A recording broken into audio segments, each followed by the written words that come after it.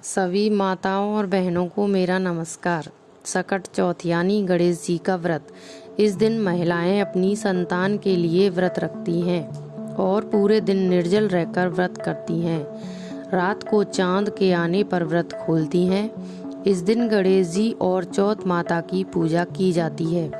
ऐसा कहा जाता है कि सकट चौथ का व्रत करने से संतान को लंबी आयु मिलती है और उनके संकट टल जाते हैं। यहाँ हम आपको बता रहे हैं कि सकट चौथ के व्रत में पढ़ी जाने वाली कहानियों के बारे में। इस व्रत में खास तौर पर एक देवरानी जेठानी वाली सकट चौथ की कहानी पढ़ी जाती है, तो दूसरी तरफ गणेश जी की और बुढ़िया माई वाली कहानी पढ़ी जाती है।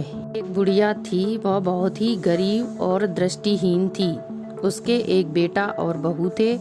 वह बुढ़िया सदैव गणेश जी की पूजा किया करती थी। एक दिन गणेश जी प्रकट होकर उस बुढ़िया से बोले, बुढ़िया माँ, तू जो चाहे मांग ले।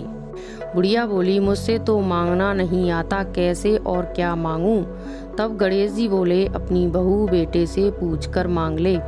तब बुढ़िया ने अपने बेटे से कहा, गणेश जी कहते हैं तू कुछ मांग ले, बता मैं क्या मांगूं?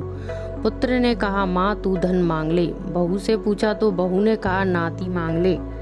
तब बुढ़िया ने सोचा कि ये तो अपने अपने मतलब की बात कह रहे हैं। अतः उस बुढ़िया ने पड़ोसिनों से पूछा तो उन्होंने कहा, बुढ़िया तू थोड़े दिन जिएगी, क्यों तू धन मांगे और क्यों नाती मांगे? तू तो अपनी आंखों की रोशनी मांग ले, जिससे तेरी जिंदगी आराम से कट जाए। इस पर बुढ़िया बोली, यदि आप प्रसन्न हैं तो मुझे 9 करोड़ की माया दें, निरोगी काया दें, अमर सुहाग दें, आँखों की रोशनी दें, नाती दें, पोता दें और सब परिवार को सुख दें और अंत में मोक्ष दें। यह सुनकर तब गणेश जी बोले, बुढ़िया माँ, तुमने तो हमें ठग लिया, फिर भी जो तूने मांगा है वचन के अनुसार सब तुझे मिलेगा। और यह कहकर गणेश जी अंतर ध्यान हो गए।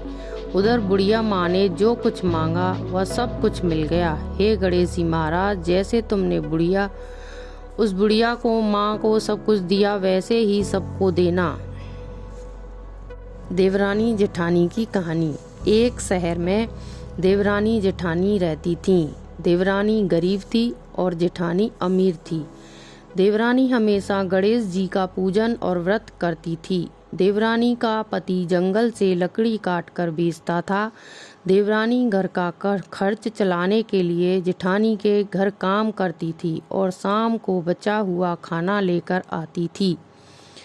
माघ महीने में गणेश जी का व्रत सकट चौथ देवरानी ने रखा। उसके पास पैसे नहीं थे, इसलिए उसने तिल व गुड़ लाकर तिलकुट्टा बनाया। पूजा करके तिल चौथ की कथा सुनी और जेठानी के यहाँ काम करने चली गई। सोचा शाम को चंद्र को अर्घ देकर जेठानी के यहाँ से लाया खाना और तिलकुट्टा खाएगी।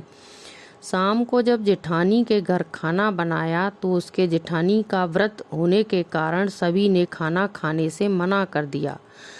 अब देवरानी ने जेठानी से बोला, आप मुझे खाना दे दो जिससे मैं घर जाऊं। इस पर जेठानी ने कहा कि आज तो किसी ने भी अभी तक खाना नहीं खाया, तो मैं कैसे दे दूं? तुम सवेरे ही बचा हुआ खाना ले जाना। देवरानी उदास मन से घर चली आई। देवरानी के घर पर पति बच्चे सब आस लगाए बैठे थे कि आज तो त्योहार है, इसलिए कुछ पकवान आदि खाने को मिलेंगे। लेकिन जब बच्चों को पता चला कि आज तो रोटी भी नहीं मिलेगी तो बच्चे रोने लगे। उसका पति भी बहुत क्रोधित हो गया और कहने लगा कि दिन भर काम करने के बाद भी वह 2 रोटियां नहीं ला सकती।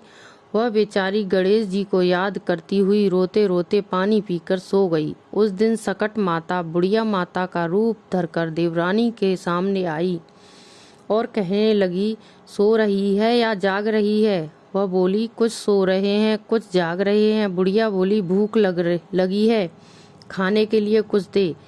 देवरानी बोली, क्या दूं? मेरे घर में तो अन्न का एक दाना भी नहीं है। जेठानी बचा हुआ खाना देती थी, आज वो भी नहीं मिला। पूजा का बचा हुआ तिलकुट्टा छींके पर पड़ा है, वही खा लो। सकट माता ने तिलकुट्टा खाया और उसके बाद कहने लगी, निमटाई लगी है, कहाँ निमटें? उसने कहा, यह खाली झोपड़ी आप कहीं भी जा सकती हो, जहाँ इच्छा हो वहाँ निमट लो। फिर सकट माता बोली, अब कहाँ पहुँचूँ।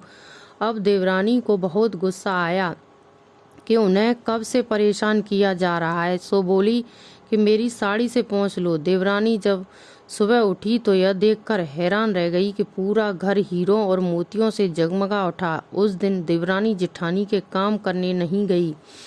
जिठानी ने कुछ देर तो राह देखी, फिर बच्चों को देवरानी को बुलाने भेज दिया। जिठानी ने सोचा कल खाना नहीं दिया था, इसलिए शायद देवरानी बुरा मान गई होगी।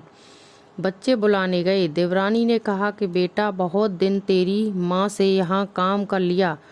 बच्चों ने घर जाकर माँ से कहा कि चाची का पूरा घर हीरों और मोतियों से जगमगा उठा है। जिठानी दौड़कर देवरानी के पास आई और पूछा कि यह सब कैसे हो गया। देवरानी ने उसके साथ जो हुआ वो सब कह डाला। उसने भी वैसा ही करने की सोची। उसने भी सकट चौथ के दिन तिलकुट्टा बनाया। रात को सकट माता उसके भी सपने में आई और बोली, भूख लगी है, मैं क्या खाऊं। जिठानी ने कहा कि आपके लिए छींके में रखा है, फल और मेवे भी रखे हैं, जो चाहे खा लो। सकट माता बोली, अब निपटे कहाँ। जिठानी बोली, मेरे इस महल में कहीं भी निपट लो। फिर उन्होंने बोला कि अब पहुँचूं कहाँ। जिठानी बोली, कहीं भी पहुँच लो। सुबह जब जेठानी उठी तो घर में बदबू गंदगी के अलावा कुछ भी नहीं था। हे सकट माता, जैसे आपने देवरानी पर कृपा की वैसे सब पर करना। बोलो सकट माता की जय।